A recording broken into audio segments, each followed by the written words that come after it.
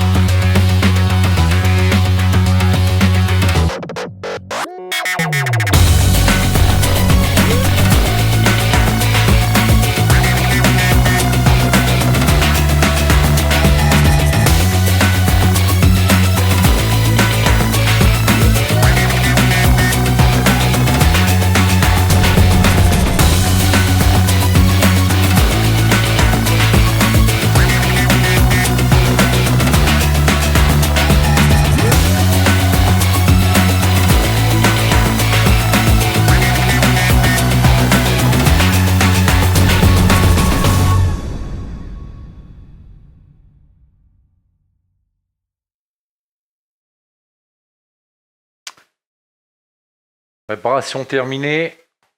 Carte mère 820-00850 pour un 1989 MacBook équipé de la puce T2. Le souci de cette carte mère, on va reprendre au début, parce qu'il y a eu plusieurs choses de fait. Alors au départ, ça ne démarrait pas. Aucun démarrage.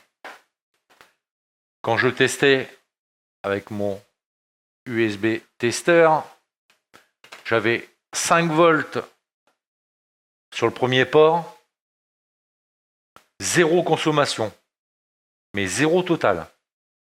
Je remettais sur le deuxième port,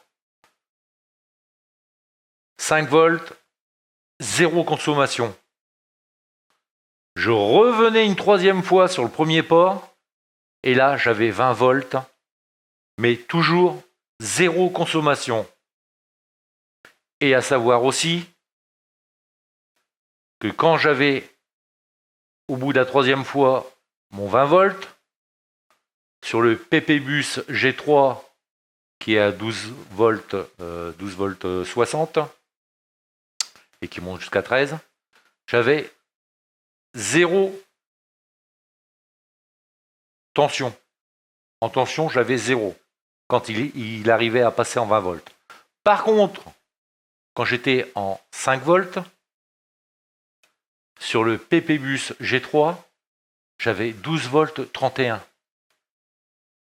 Donc, il voulait générer le PPBus G3 dans une certaine condition, il voulait bien le générer. Qu'est-ce qui s'est passé sur cette carte mère?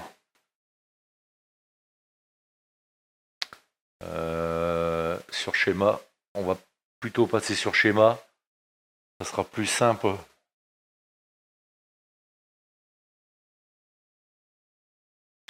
Pour expliquer.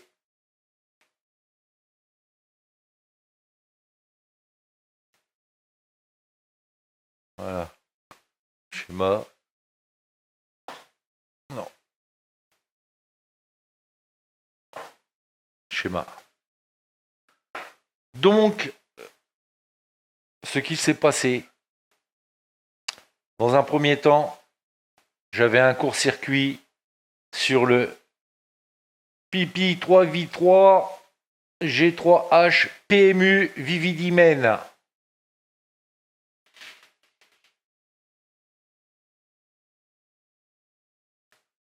PMU.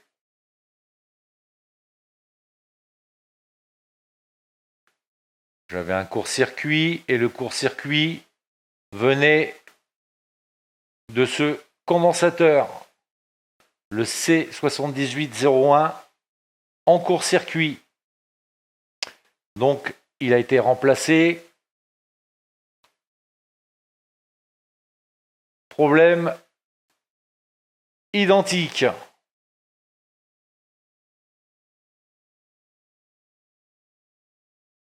On revient sur la PMU. Là, la PMU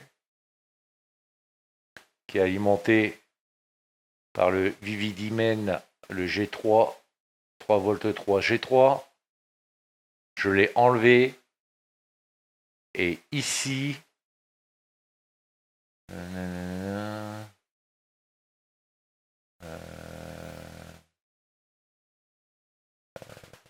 lequel? Non, c'est pas celui-là.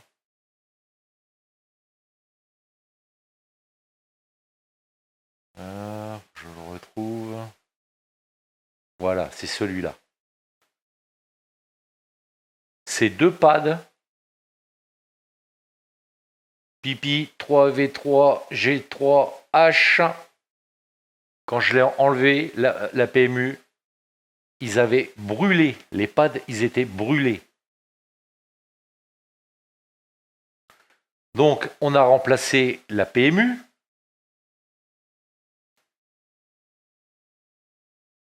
On a remis une nouvelle. Et après le remplacement, problème toujours identique. Voilà, les deux là. 3 volts 3 G3.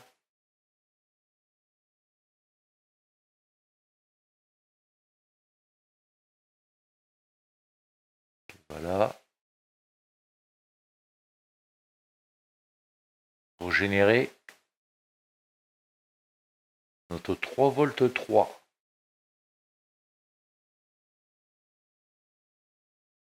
Alors, à cet endroit-là, là, il s'appelle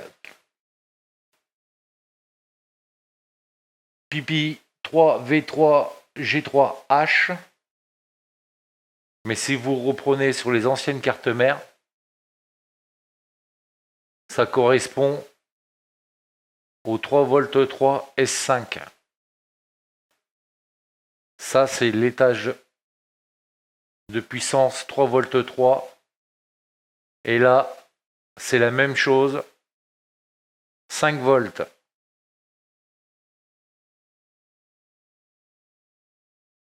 Ça, c'est les étages de puissance.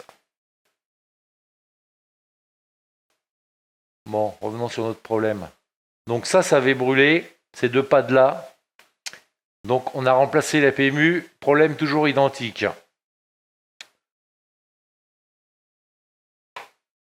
Alors, ce qui se passait, c'est que à ce niveau-là, sur l'IC qui génère le 3 volts 3, 5 volts, le TPS 5180, là, on le voit. Au niveau de la commande 21,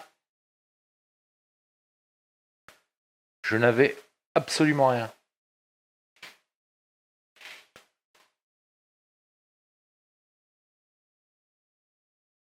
Pour activer le 3 volts 3, il me faut, je dois avoir celui-là. Celui-là, c'est l'alimentation de l'IC, le PPVIN G3H, c'est le 12 volts.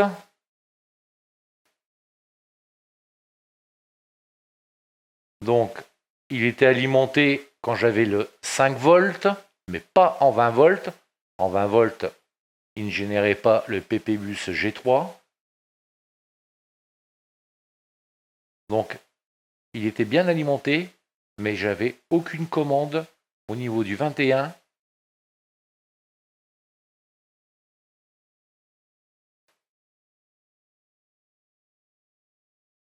Le 21, il est là. Je n'avais aucune commande.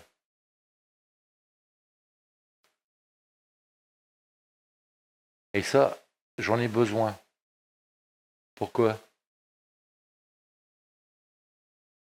Parce qu'il ne me crée pas.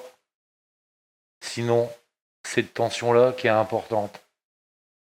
Le Pipi 5V S5 LDO.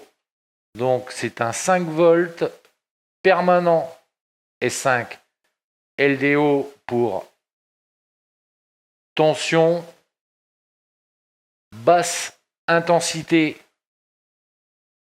très peu d'ampérage, mais une tension de 5 volts S5, c'est-à-dire présent permanent. Là, 0, puisque on n'arrivait pas à déclencher la première phase du 3 volts 3.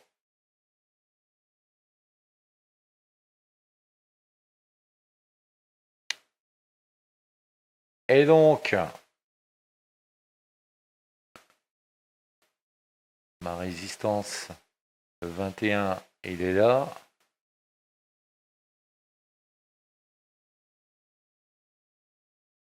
PMU Pipi Vidimen angle. Ça, c'est pour le déclencher. au niveau de la PMU.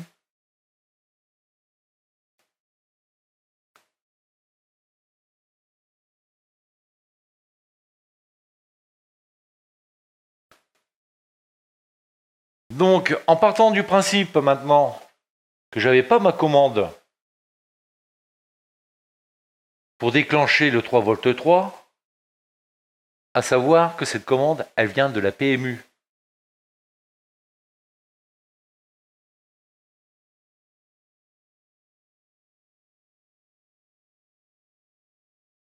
Et là, au niveau de cette résistance,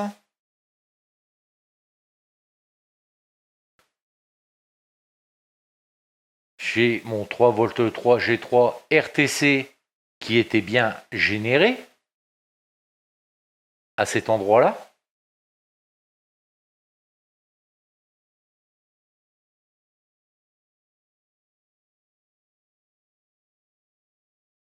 Là, ici, jusque-là, j'avais pas de souci. Et tout ce qui est signal RTC, c'est des... Sur schéma, c'est ce qu'on appelle signal ou tension critique.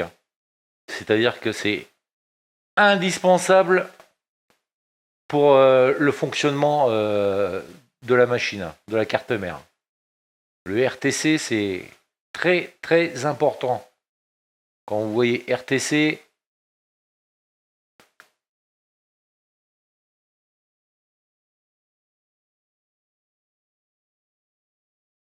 donc, comme c'est une commande RTC, ça veut dire que de ce côté-là, il va laisser passer au travers d'une résistance qui est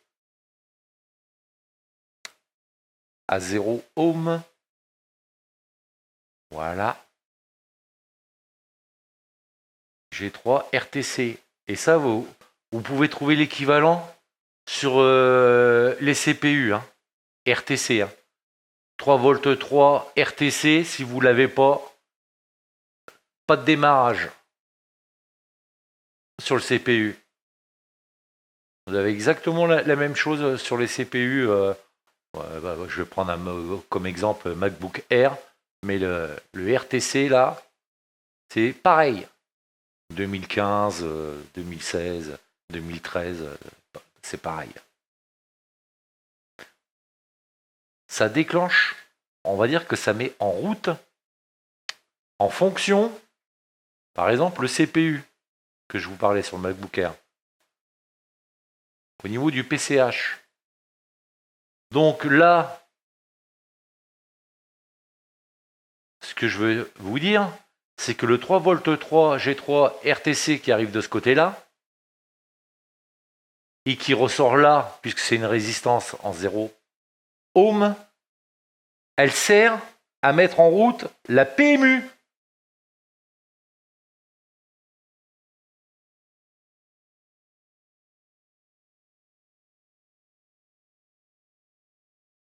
Qui est là.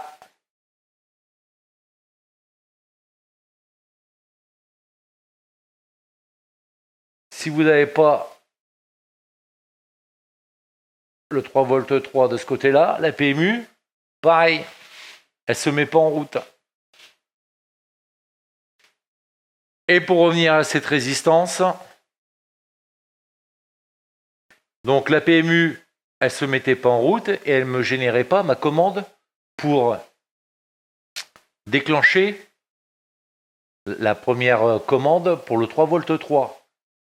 Puisque la PMU, elle était en stand-by, elle attendait le signal 3V3. Et pourquoi elle attendait ? Puisque là j'avais bien 3V3, c'est que la résistance a été défectueuse.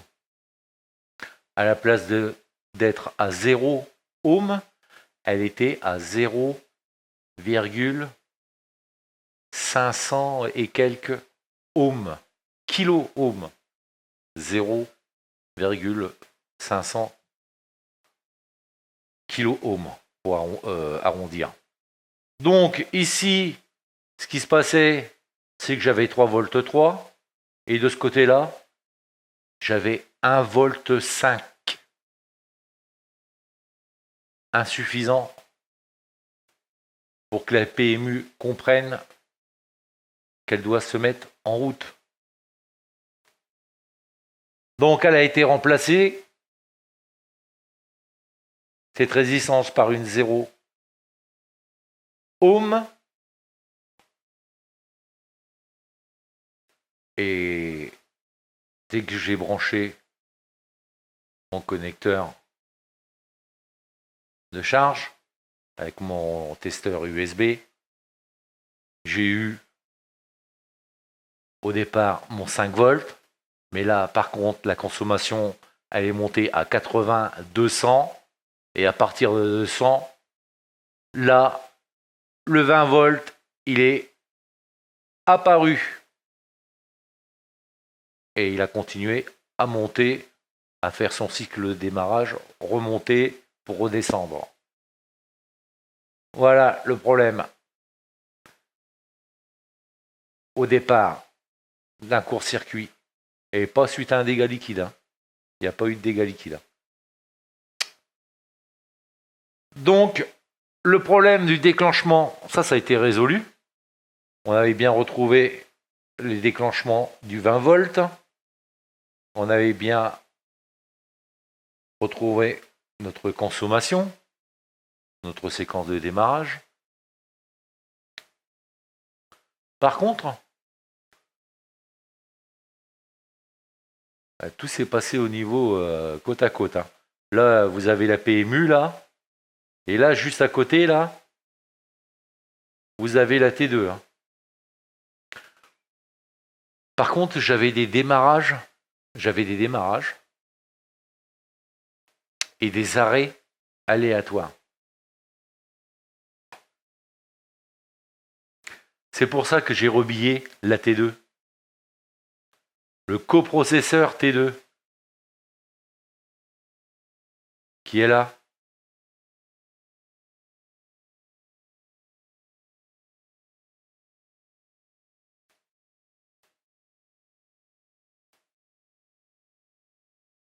Et tout ça, c'est vraiment un CPU. C'est un CPU comme sur un iPhone. Voilà. Tout ça, quasiment, la PMU, pratiquement toutes les alimentations, à part ceux-là, qui vont au CPU, je me trompe pas, oui, c'est ça. CPU, voilà. Et tout le reste, non, celui-là, c'est 1,8 V. C'est pareil, il va au contrôleur coprocesseur T2. Et ça, T2, T2, T2, T2, T2. Voilà. Donc ça, c'est un CPU. Mais le CPU, pour le comparer, vous pouvez comparer au CPU de l'iPhone 6 en un peu plus grand. Le T2. Mais sinon, c'est la même chose que l'iPhone 6 en un peu plus grand.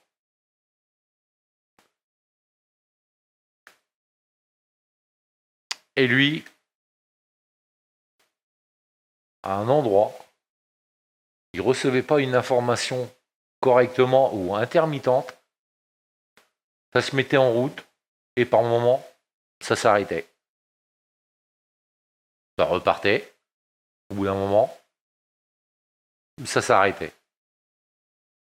Des fois, ça redémarrait pas tout de suite, mais ça repartait un peu plus tard, mais c'était ça en boucle. Donc, on a rebillé la puce T2.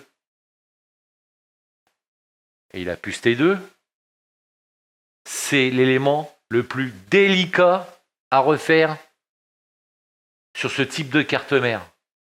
Et je dis bien le plus délicat. C'est un processeur d'iPhone. Je schématise, c'est un processeur d'iPhone 6, sauf que la carte mère, elle est beaucoup plus épaisse. Là, vous voyez les billes, mais sur le dessus, comme sur l'iPhone 6, ou même les autres, mais sur l'iPhone 6, il fallait quasiment refaire à chaque fois la RAM. Dessouder la partie haute pour refaire le rebillage nickel. Et là, c'est pareil. Hein. Vous avez la RAM où c'est gravé T2 qui vient se souder là. Hein.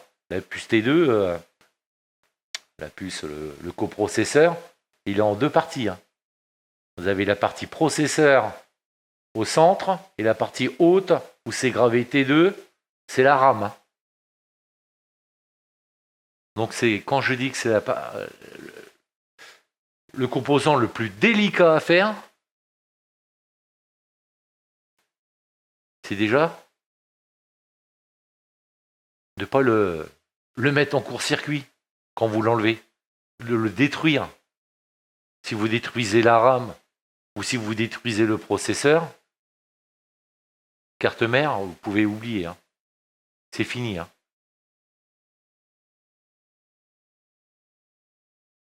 Là, si vous détruisez le coprocesseur, terminé. Hein. On n'en parle plus. Poubelle, ou alors il faut tout récupérer sur une autre carte mère. Donc c'est l'équivalent de remplacer la carte mère. Ça, c'est l'élément, je répète, le plus délicat à refaire. Le plus complexe.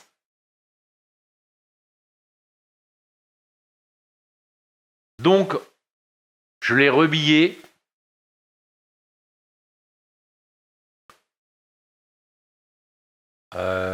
Je l'ai rebillé, mais je répète, hein, il y a une méthode pour les enlever. Alors, des fois, on voit des vidéos, ils chauffent au-dessus à 350 degrés, tout ça. Moi, ça, personnellement, je le fais pas. Moi, j'ai vu des vidéos où les processeurs, ils étaient rebillés, mais j'ai jamais vu la carte mère en fonction une fois que ça a été rebillé. Donc, c'est très délicat parce qu'il faut chauffer assez fort pour l'enlever et que vous avez vite fait soit d'esquinter, soit de détruire la RAM ou soit de détruire le processeur. Et puis alors, ça a intérêt d'être rebillé et aligné parfaitement. Parce que si en interne, avec toutes les tensions, vous créez un court-circuit, c'est pareil. Hein. Ça dégage. Et on n'en parle plus. Remplacement de la carte mère. Bon, allez. On revient.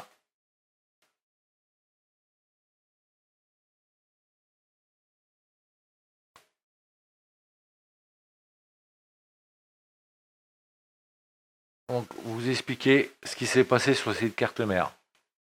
Donc, le processeur, la T2, elle est là.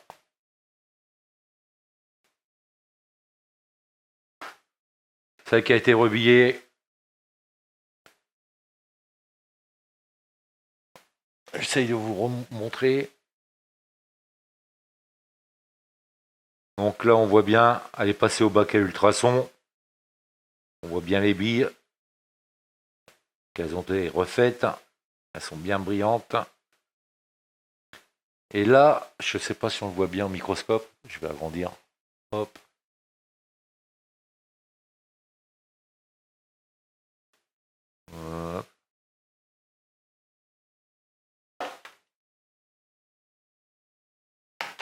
Hop.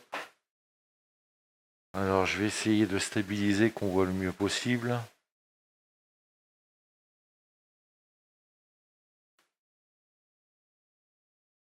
Donc, là, vous avez la partie basse, le processeur.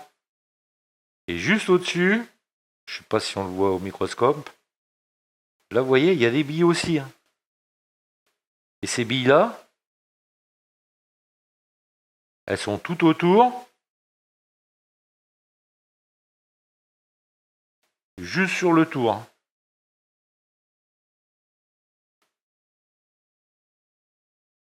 C'est la RAM. c'est la RAM du coprocesseur. Je vous dis comme un CPU d'iPhone 6, hein, mais en plus grand. Là où c'est gravé T2, c'est la RAM. Donc moi, le but du jeu, c'est de l'enlever sans tout décoller, hein.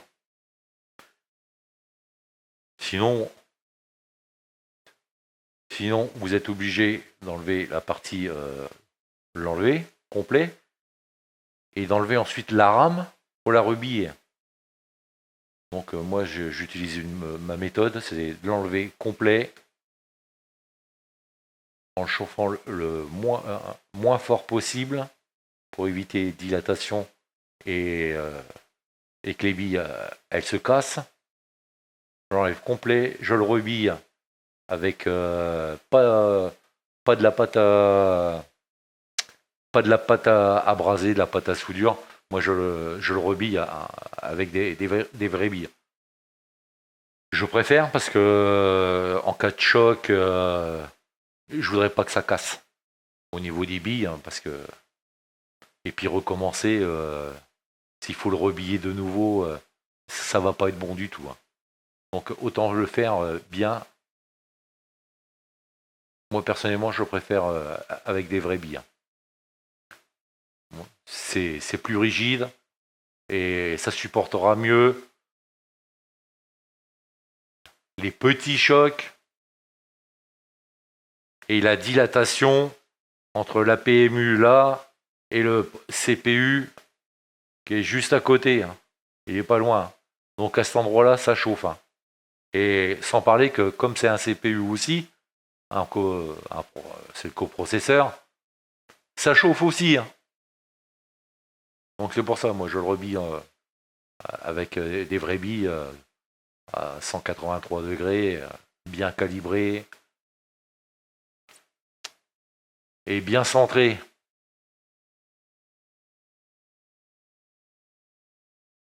Voilà. Donc moi j'ai rebillé, je l'ai enlevé complet et je me sers que de la TR 1100 pour rebiller le coprocesseur T2, hein. Petite zone de chauffe, hein, et calibrage de la température aux petits oignons pour éviter des dilatations dans tous les sens et être obligé de refaire la RAM, hein. C'est vraiment l'élément le composant le plus complexe, hein. Le plus complexe à refaire, et surtout, si vous le détruisez, la carte mère, vous êtes bon pour en racheter une autre, hein. Parce que sinon, il faut récupérer sur une autre, il faut récupérer plein de composants. À moins que vous en avez une autre, hein, avec un CPU de mort, vous ne voulez pas changer le CPU, mais un CPU à remplacer, c'est moins complexe que la T2 avec tout ce qu'il faut changer, hein. Parce que puce T2, mémoire, tout ce qui est enregistré, sérialisé, c'est l'équivalent de remplacer une carte mère. Ça se fait, mais alors un travail monstrueux au niveau temps. Bon voilà. Maintenant, moi, je vais vous le montrer. Après mon rebillage, cette carte mère, elle fonctionne. Rebillage de la T2.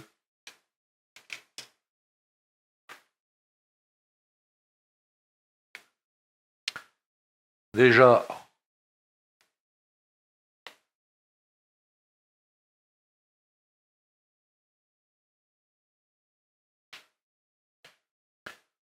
notre 20 volts.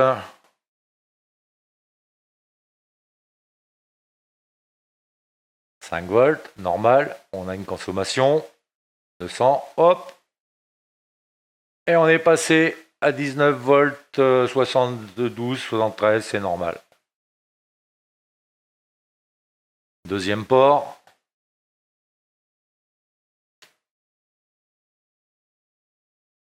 « 5 volts au départ, consommation, on monte à 200, Et après, on remonte à 20 volts pour arrondir. Donc ça fonctionne. Maintenant, on va voir si la T2 elle a bien été refaite. Déjà, si elle était en court-circuit, si. Elle peut être en court-circuit et avoir du 20 volts. Ça dépend à quel endroit elle est en court-circuit. Ça dépend.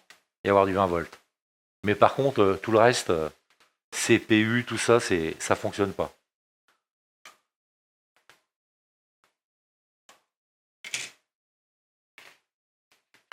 Alors, je vais prendre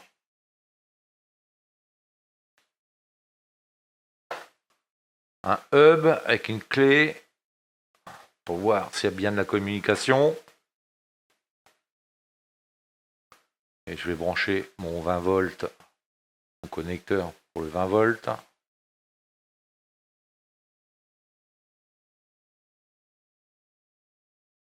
Voilà.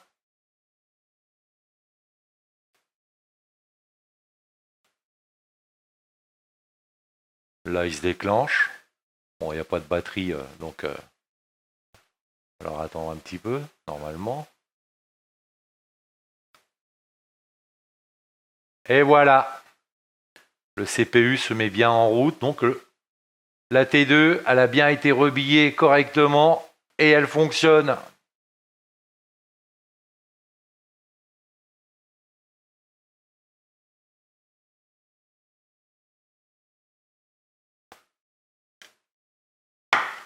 Donc réparation assez complexe. Hein.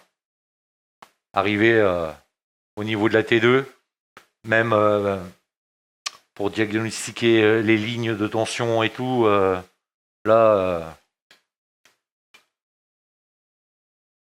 ça commence à être bien plus complexe. Je la remonte dans son châssis et on voit bien et on regarde aussitôt après si ça démarre et si on a de l'image. Voilà, final. MacBook remonté. Je le mets en route.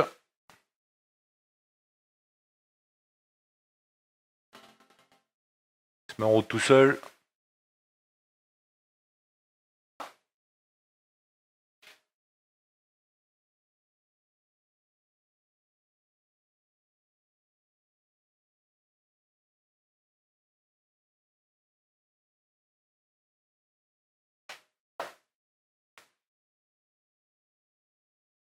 Touche barre.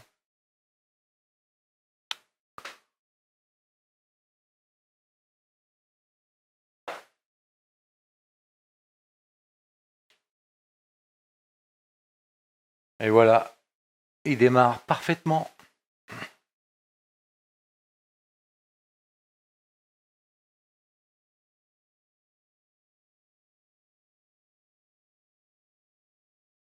Wi-Fi. Avec le programme de croissance Royal Canin, offrez à votre chiot le meilleur départ dans le... Fonctionne très bien. Clavier.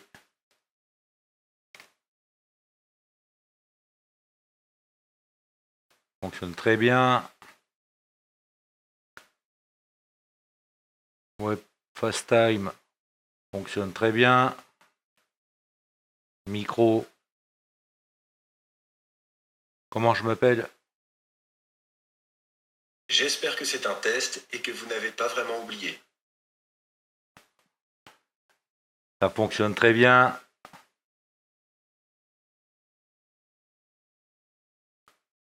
Voilà. MacBook avec une réparation bien plus complexe et parfaitement fonctionnelle. En espérant que cette vidéo vous a plu, que vous avez appris des choses, et à la prochaine. Ciao.